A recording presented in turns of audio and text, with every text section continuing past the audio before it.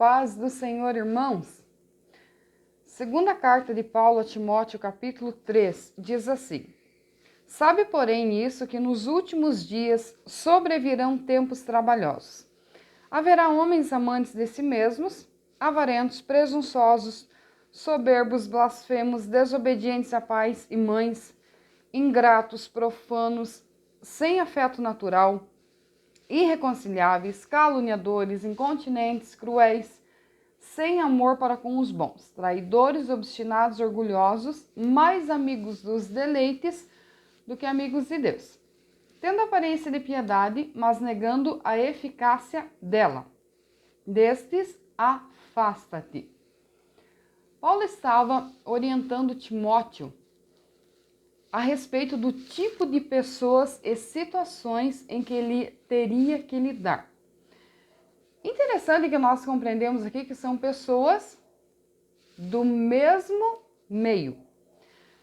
Pessoas que convivem com cristãos, com o nome de cristãos. Como que eu conheço um verdadeiro cristão? Frutos. Eu quero colocar aqui 3 grupos para que fique mais simples de você entender. Primeiro grupo. São aquelas pessoas que estão em processo de libertação. Isso é um ponto. A pessoa veio do mundo cheia de pecado, cheia de hábitos, cheia de maldade no coração, e ela aceitou Jesus como Salvador. Então agora é um processo de limpeza. Nós sabemos que hábito não se muda da noite para o dia. Então, a partir do momento em que tem um clarear, um despertar, um discernimento agora, falando da consciência, e um despertar do espírito, que o espírito agora começa a ser vivificado pela palavra, então automaticamente inicia-se um processo de transformação e de limpeza moral. Esse é o primeiro grupo de pessoas. Não tem nada de errado, porque ninguém muda da noite para o dia. Conforme vai ouvindo a palavra, os ensinamentos, vai enchendo seu coração, vai se limpando. Aí nós temos o segundo grupo, que são aquelas pessoas maduras na fé.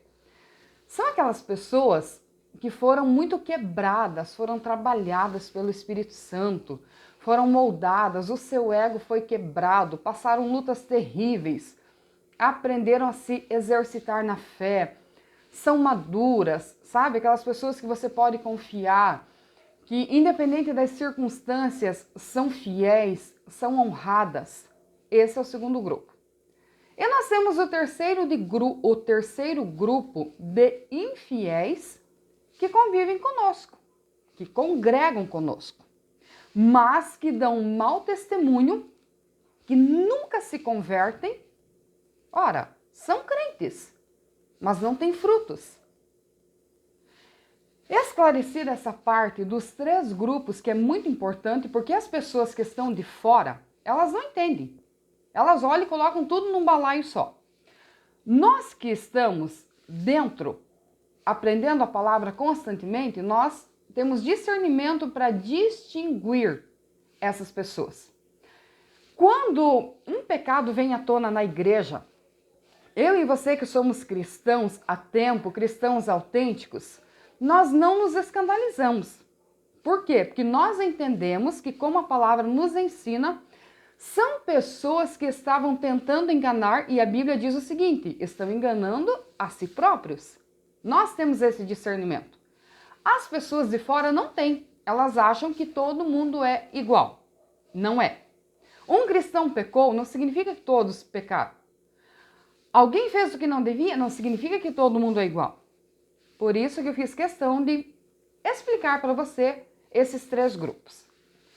Paulo vai orientar Timóteo a respeito do tipo de pessoas que ele iria lidar. Então aqui ele descreve: homens amantes de si mesmo, pessoas que amam mais a si próprio, pessoas governadas pela sua própria consciência. Essas pessoas, esse grupo que está no meio cristão, não renunciaram a si próprio. Eu vou falar uma coisa para você. Quem está de fora muitas vezes critica os cristãos, chama de loucos, dizem que não tem entendimento, e eu refuto isso com o seguinte argumento: para ser um cristão verdadeiro, autêntico, precisa de muita inteligência, de muita sabedoria, de muita graça, de muito autocontrole. Aí nós temos o grupo que não suporta esse lapidar, esse trabalhar interior, e que se afasta da igreja e que começa a criticar a igreja, a palavra e a dinâmica da igreja. Só que esse grupo, na verdade, não suportou a lapidação. Mas eu louvo a Deus por pessoas que suportaram os processos de aprendizado. Eles são doídos, eles são difíceis, porque Deus arranca toda a casca, arranca toda a impureza, toda a aparência, toda a sujeira interior, e ele começa a trabalhar e a formar um grupo de pessoas que irão representá-lo, irão glorificar o seu nome, e o trabalhar de Deus é pessoal na vida de cada um. Por quê? Porque o meu pecado é diferente do teu. Então Deus vai trabalhar na minha vida para me purificar do meu pecado e vai trabalhar na tua vida para te purificar do teu pecado. Se você está passando por esse processo, não blasfeme, não murmure. Deixa Deus trabalhar na tua vida. Porque esse processo é longo, é demorado, é doído, mas ele é glorioso. Deus vai mudando o nosso interior, vai transformando, é fantástico. Mas, voltando aqui, Paulo ensina a Timóteo o seguinte: você vai lidar com pessoas complicadas que têm aparência de cristão. Pessoas amantes de si mesmo, espírito de rebeldia. O que é a rebeldia? A rebeldia é um sentimento que nasceu no coração de Satanás. Quando Deus diz não faça e a pessoa diz eu faço. Pessoas que agem como se Deus não existisse, pessoas que agem sem entendimento, e Jesus deixou isso muito claro dizendo o seguinte: raça de víboras. Quem ensinou vocês a fugir da ira futura? Ou seja, quem ensinou vocês a viver como se não houvesse consequências dos atos de vocês? Quem ensinou vocês a viver como se não houvesse um juízo diante de tudo o que o ser humano faz, vive e representa? Toda exteriorização de palavras, obras, atitudes, comportamentos falam do quê? Do que e de quem é o meu Deus interior. Eu represento fora tudo o que está entronizado dentro. Vamos analisar agora o perfil dessas pessoas. Homens amantes de si mesmos. Amam a si próprio e não a Deus. Porque no momento em que eu amar a Deus, eu já perdi toda a minha razão. No momento em que eu começo a amar a Deus, eu perco todo o direito de contender, de defender ideias egoístas e assim por diante. Mas vamos analisar essas pessoas que se dizem cristãos, mas que o que está entronizado no seu coração não é Cristo. É o Deus deste século, baseado nos seus frutos que são: amam mais a si próprios, são avarentos, são pessoas apegadas às coisas materiais, ao dinheiro. Aqui tem uma vasta lista. Tem pessoas que nunca conseguem contribuir numa igreja. Por quê? Porque elas não têm entendimento a respeito do dinheiro, do investimento nas coisas espirituais. Eu vou gravar um vídeo exatamente sobre esse ponto. Pessoas avarentas, apegadas demais ao dinheiro. Não, o dinheiro não é meu Deus. É só fazer um balanço do tempo que a pessoa tira para vir na igreja, para orar, para estudar a Bíblia e o tempo que ela passa trabalhando. Você já vai saber quem é o Deus dela. Próximo. Pessoas presunçosas, soberbas, entram no mesmo grupo. Pessoas que se acham superiores em tudo. Você sabe que os cristãos que foram moldados e quebrados e trabalhados pelo Espírito Santo, eles vão entender perfeitamente o que eu vou falar aqui. A partir do momento em que o Espírito Santo quebra o meu ego, Eu deixo de olhar as pessoas com superioridade e eu deixo de sentir-me superior às pessoas em todos os aspectos. Por quê? A presunção, a soberba faz com que eu ignore você como um ser, uma pessoa criada por Deus. E a partir daí eu te trato do jeito que eu quero, eu falo o que eu quero porque eu me acho superior. Esse grupo de pessoas não foi quebrado, não foi trabalhado pelo Espírito Santo. A pessoa que foi trabalhada pelo Espírito Santo é magnífica, é lindo o seu comportamento. Olha só, pessoas blasfemas. Blasfemar é ofender as coisas sagradas, é ofender as coisas santas. Aqui tem uma série de fatores. Pessoas que falam o que querem, se refere à igreja de forma pejorativa, se refere aos líderes da igreja de forma pejorativa, se referem aos textos sagrados de forma pejorativa. Tenha muito cuidado com isso. A pessoa que está no mundo, ela está no mundo e ela não tem discernimento. Eu estou falando de nós cristãos. E nós precisamos de fechar a nossa boca e analisar as coisas com entendimento, com humildade, com sabedoria, não segundo as nossas crenças e convicções, que na maioria das vezes estão totalmente distantes de Deus e da sua palavra. Desobedientes a pais e mães. Interessante que nesse contexto aqui, vamos levar para o contexto familiar, isso aqui é muito interessante, porque as pessoas que são obedientes aos pais são os filhos que obedecem os professores, que obedecem às leis. Isso aqui tem um princípio muito importante. Por que nós temos uma geração desregrada hoje? Porque não aprenderam a discernir, não aprenderam a diferença do sim e do não em casa. Já é uma geração insubmissa, já é uma geração que age por vontade própria, por conta própria, quer fazer o que tem vontade, quer fazer o que acha correto. Aqui tem um ponto muito importante. A criação de casa, o respeito que eu aprendo em casa, o limite eu trago para a igreja, eu trago para a escola, eu trago para a sociedade, enfim, eu trago para as pessoas que convivem comigo. Depois nós temos pessoas ingratas. O sentimento de ingratidão, vamos analisar com aquilo que Deus fez para conosco. A gente se ressente quando alguém é ingrato conosco, não é assim? Ai, fulano não fez tal coisa para mim e foi ingrato comigo. Será que nós não somos ingratos com Deus? A respeito do que Deus nos deu? Eu quero que você tenha uma visão espiritual das coisas. Você já parou para pensar que a salvação é algo magnífico, santo, poderoso, maravilhoso e tem crente que trata a salvação como se não fosse nada? Você já parou para pensar na revelação da palavra? Gente, se Deus escolheu a mim e a você para revelar a palavra dele, isso tem que ser respeitado, valorizado, cuidado como um tesouro, porque é um tesouro. Pessoas ingratas com Deus e com a salvação. Quer um exemplo de ingratidão? Vou falar de experiência própria. Nós trabalhamos com pessoas. Fulano, por que você não vem na igreja? Ah, não posso, não tenho tempo. Vem uma luta na vida do fulano, ele corre para a igreja. Aí ele corre para a igreja por quê? Não para adorar, por interesse.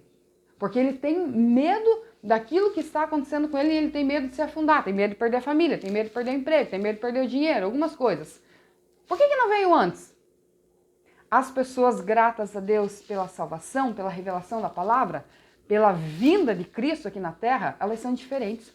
Elas servem a Deus sempre, em todas as épocas da vida, no bom, no ruim, na dificuldade, no amor, na dificuldade, na tristeza. Elas servem. Elas servem a Deus com a sua vida, com seus talentos, com seu dinheiro, com tudo que elas têm. Elas são diferentes daquelas pessoas que buscam a Deus somente quando precisam. São pessoas ingratas, pessoas profanas, pessoas que não conseguem distinguir o que é santo e o que é profano, o que honra a Deus e o que desonra a Deus. E você tem que saber que o que desonra a Deus, desonra você. Por que na igreja prega-se tanto em pecado? Porque o pecado desonra você, que é o templo do Espírito Santo. Aí nós temos pessoas sem afeto natural, sabe? Sem aquele respeito, aquele cuidado, aquela visão de amor ao próximo, aquela visão natural. Pessoas irreconciliáveis, coração endurecido. Eu acho interessante que você pode pregar para algumas pessoas o quanto você quiser. Elas nunca irão mudar de atitude. Interessante que elas mudam de estratégia, mas a intenção do coração continua a mesma. Não adianta. Deus conhece a intenção do coração. Caluniadores. Interessante que a Bíblia diz que Satanás, o diabo, é o pai da mentira. E até o termo de diabo significa caluniador. Pessoas caluniadoras que falam dos outros o que eles não fizeram. Afirmam que eles são o que eles não são. Pessoas que mentem, que difamam, com o único objetivo de prejudicar alguém. Depois vem pessoas cruéis, sem amor para com os bons. E aí Paulo continua dizendo, traidores. Pessoas que por frente são uma coisa e que por trás são outra. Tem muitas pessoas assim. Só que no mundo espiritual, para as pessoas que buscam Deus de verdade, elas têm discernimento. Mas Paulo está falando do perfil dessas pessoas. Aí vem, obstinados. Sabe o que é obstinado? É uma pessoa que não se dobra. É uma pessoa que não se curva. Vai me dizer que você tem razão sempre? Não.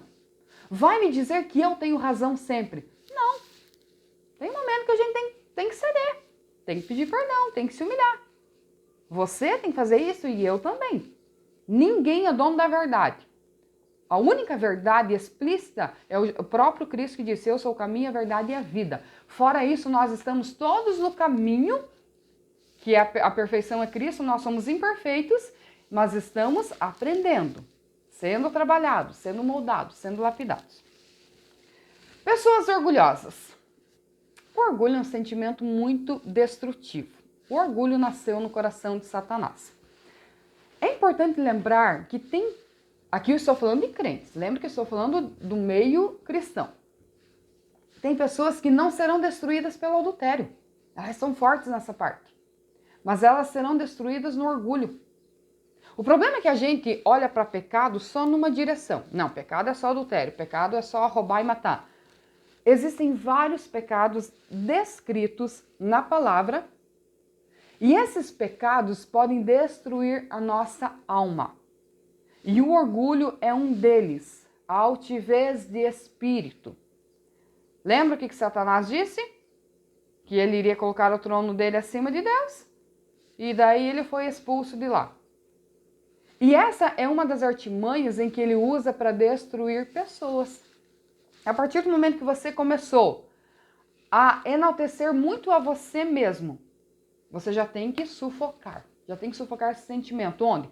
Na oração. Eu faço isso. Se eu percebo que o meu coração pode ser uma coisa bem simples, eu não deixo crescer. Que se deixar crescer é um problema. Eu pego esse sentimento pequeno e levo para a oração e falo, Espírito Santo, está aqui. Está tentando entrar no meu coração. Não deixa, porque vai me destruir. Faço mesmo. Não deixe Satanás entrar no teu coração. Outro ponto. Mais amigos dos deleites do que amigos de Deus. Aqui tem um ponto muito importante, porque vamos falar da geração do século XXI. Hoje nós temos muito entretenimento. Até tem pessoas que falam que antigamente era mais fácil ser crente e tal. Não sei. Eu acho que as pessoas eram mais tementes pela intenção do coração e muitos por falta de opção. Tem aquela pessoa que ela respeita Deus no seu coração e ela rejeita os prazeres, os deleites, ela rejeita por livre e espontânea vontade. Tem aqueles que rejeitam por falta de opção. Vamos falar de quem tem opção e rejeita. Nesse caso aqui, Paulo está falando dessas pessoas que eles são mais amigos dos deleites do que amigos de Deus. Por que você não veio na igreja? Ah, porque eu tinha uma festa. Por que você não veio na igreja? Ah, porque eu tinha um aniversário. Por que você não fez tal coisa? Ah, tinha oração. Ah, tinha um louvor. Ah, tinha tal coisa. Não, eu estava trabalhando, eu estava fazendo isso. Sempre fazendo algo que gira em torno de si próprio. Ser amigo de Deus é uma decisão do coração. Por isso que na igreja a palavra é pregada, A palavra é ensinada e tem o grupo que adere e tem o grupo que não, que entra aqui e sai aqui. A responsabilidade é pessoal. Cada um faz o que quer com aquilo que ouve. Deixa eu esclarecer algo muito simples, mas importante. A obrigação do líder da igreja é pregar a palavra. Colocar em prática é obrigação nossa. Se eu vou colocar em prática ou não vou, isso é problema meu, isso é assunto meu. Se eu vou frutificar espiritualmente ou não, é assunto meu. Só que daí o dono da igreja e da lavoura, que é Deus, agora não estou falando do pastor, estou falando de Deus. Ele vai chegar na árvore e vai analisar a árvore. Poxa, quanto tempo essa pessoa está na igreja? Quanto tempo ela está ouvindo a palavra? O pastor aqui é representado pelo agricultor, que dá água, que aduba, que poda, que trabalha. Aí o dono chega e diz, há quanto tempo essa árvore está sendo trabalhada? Ah, tantos anos. Cadê o fruto? Não tem. Então vamos cortar. Entende? Você tem que entender qual é o trabalhar de Deus, qual é a função pastoral e qual é a obrigação do cristão. Pelas pessoas não terem discernimento e não saber o seu lugar, a sua obrigação e a sua função, é que nós temos essa montoeira, essa bagunça de pessoas que não compreendem as coisas e que acabam se envolvendo até em funções dos outros, acabam distorcendo os textos bíblicos e acabam não trazendo para si a responsabilidade pessoal de cuidar do seu coração. Ser amigo de Deus é servi-lo por decisão e prioridade. Eu priorizo. Por que algumas pessoas decidem assim, eu não vou pecar? Elas decidiram, porque elas querem conhecer a Deus de verdade. E lutar contra o pecado é difícil, tá? Não vem com essa de que é fácil, porque não é. Cada ser humano tem uma fraqueza, cada ser humano tem que descobrir a sua fraqueza e tem que lutar contra ela. As pessoas que conseguem fazer isso, elas se tornam amigas de Deus. E lembra que Jesus disse para os discípulos, eu não vou mais chamar vocês de servo, eu vou chamar vocês de amigos. Porque o relacionamento de patrão e servo, senhor e servo é um tipo de relacionamento. Nunca deixaremos de ser servos, mas o relacionamento de amigo é diferente. O amigo abre o coração. E o que Jesus fez? Para os discípulos, seus amigos, revelou os segredos da eternidade e do Pai. Olha que coisa linda.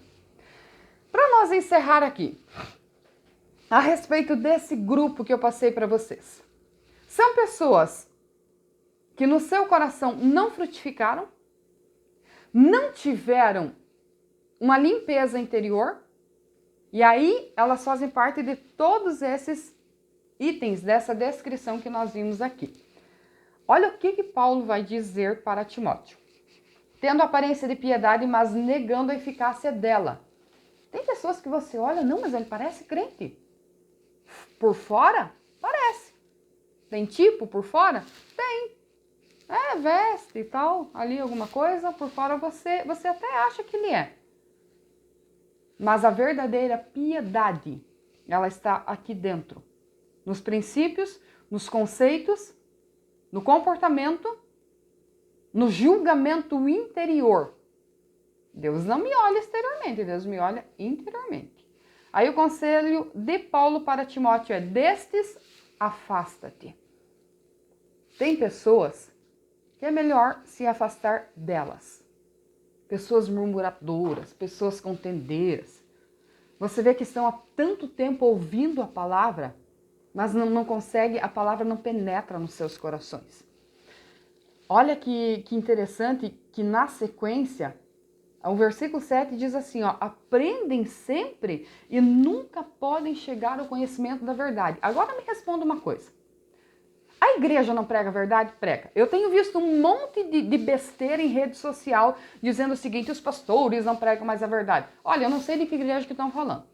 Porque a nossa igreja, a palavra viva, genuína é pregada em todos os cultos. Por que as pessoas não mudam de comportamento? Porque não querem. Então, não diga que a palavra não está sendo pregada nos nossos altares, porque está sendo pregada sim. O problema é esse grupo de pessoas. Aprendem sempre, mas nunca chegam ao conhecimento da verdade. Ouvem, mas não tem uma entrega interior. Por quê? Porque Para eu praticar a palavra do Senhor, eu tenho que destronar o que está no meu coração. Interessante que todas as divindades do mundo antigo, todas, não vou entrar em detalhe porque são muitas, mas todas as divindades, elas pediam algo para a pessoa que as adorava. Por exemplo, quem adorava Afrodite, Vênus, tinha que se prostituir. Quem adorava tal deus tinha que fazer o que aquele deus pedia. O que é que está entronizado nos nossos corações? Egocentrismo? Rebeldia? Por que as pessoas são rebeldes? Não estão ouvindo a palavra? Estão, mas muitas continuam rebeldes. Porque o que está entronizado no seu coração é muitas vezes o espírito de mentira, de arrogância, de soberba. E aí elas seguem a sua consciência. E a Bíblia diz que há caminhos que para o homem que parecem bons, mas o final desses caminhos é morte e destruição. O que eu devo fazer então? Quando eu aceitar Cristo como Salvador, tem que ser de verdade. Não adianta ir lá numa pessoa e obrigar ela a aceitar Jesus, ela vai lá para frente e diz que aceitou Jesus só para te agradar. Isso não é conversão. Conversão é quando de livre e espontânea vontade a pessoa aceita Jesus como Salvador. Ela entrega o seu coração, que é o centro da vida, do intelecto, ela entrega a mente, ela entrega tudo, as vontades. Irmãos, vocês que já passaram por esses processos de santificação e a gente vai ser quebrado a vida inteira, você sabe que não é fácil. Mas quando o Espírito Santo nos liberta, nos transforma, e deixa eu abrir um parênteses aqui, Deus não tem neto, tá? Deus tem filhos. Por que eu tô falando isso? Porque eu sou filha de crente. Mas eu precisei passar pelo processo de conversão. Não tem esse negócio de que filho de crente é crentinho, não é não. É filho de Adão. Tem a sua natureza humana carnal e precisa ser moldada e trabalhada pelo Espírito Santo. Mas isso acontece a partir da entrega e da conversão. Aprendem sempre, mas nunca chegam ao conhecimento da verdade. Aí ele fala sobre Janes e Jambres, que resistiram a Moisés. E assim esses também resistem, homens corruptos de entendimento, réprobos quanto à fé. Resistem à verdade. Quantas pessoas que nós conhecemos que resistem à verdade? Nós sabemos o que é pecado. Eu estou falando para cristão. Nós sabemos o que é pecado. Não precisa ninguém ficar no nosso pé lembrando. Não precisa ninguém ficar no nosso pé implorando para vir para a igreja, para cumprir a nossa parte de cristão. Não precisa. Nós sabemos que é pecado. Mas são pessoas no nosso meio que não têm entendimento, porque ainda não entregaram o seu coração para Jesus. Não, mas eu sou crente. O diabo também é crente. Eu estou falando de quem entregou o coração. Mas nós temos um outro grupo de pessoas que entregaram a sua vida para Cristo na sua totalidade. A Bíblia os compara como árvore, como palmeira, como ovelhas e com tantas comparações belas. Por quê? Porque tem um espírito manso, ensinável, um espírito tranquilo. Essas pessoas estão dispostas a glorificar a Deus. Abre parênteses. Para glorificar a Deus eu tenho que massacrar a minha carne. É difícil. Mas as pessoas que sacrificaram as paixões carnais, entregaram tudo para Cristo na cruz, elas têm a revelação da glória, da eternidade nos seus corações. E eu te faço um convite a não participar de uma igreja apenas, ainda que a instituição é importantíssima. Nós não somos desigrejados, não. Nós respeitamos a igreja, respeitamos a instituição, porque é através dela que nós estamos constantemente aprendemos e temos toda essa organização. Mas independente da igreja que você frequente, você precisa entregar o teu coração para Jesus. E eu encerro dizendo versículo 9, não irão porém avante, porque a todos será manifesto o seu desvario, também como foi daqueles. Se eu ando segundo o meu coração, segundo a rebeldia do meu coração, as pessoas verão os meus frutos e automaticamente elas se afastarão de mim. Você já viu pessoas reclamando? As pessoas não gostam de mim. Elas me rejeitam na igreja. E falam mal das outras pessoas. Será que não é o nosso comportamento que está afastando as pessoas de nós? É algo que a gente precisa analisar. Uma coisa é ser perseguido por causa do evangelho. Outra coisa é as pessoas nos evitar porque não temos um comportamento cristão. Eu encerro dizendo para você o seguinte. Jesus disse, quer vir após mim? Vai ser fenomenal. Jesus disse, quer vir após mim? Renuncie a si próprio. Tome a sua cruz de cada dia e siga-me. Você vai ter que renunciar tudo isso que nós vimos aqui. E eu encerro dizendo para você o seguinte. Pecado é desagradar a Deus para agradar a si próprio. Então eu vou ter que trabalhar o meu coração. Como que eu vou ter esse entendimento? Primeiro você tem que frequentar culto, para você ouvir a palavra. Porque é a palavra que vai nos lapidando. Você tem que meditar na palavra. Você tem que encher o teu coração de coisas boas. Segundo, você tem que ter vida de oração e pedir ao Espírito Santo. Trabalha no meu coração, liberta, transforma. Lembra que eu falei para vocês no início de 3 grupos? Eu vou encerrar com a mesma comparação. O primeiro grupo que está em fase de desenvolvimento e aprendizado. O segundo grupo que são os fiéis, que são dispostos a tudo somente por amor a Cristo. E o terceiro grupo são os infiéis, que estão no nosso meio, mas que não tiveram um encontro real com Cristo. Paulo disse para Timóteo, destes afasta-te. As más conversações corrompem os bons costumes. Que Deus te abençoe em nome de Jesus.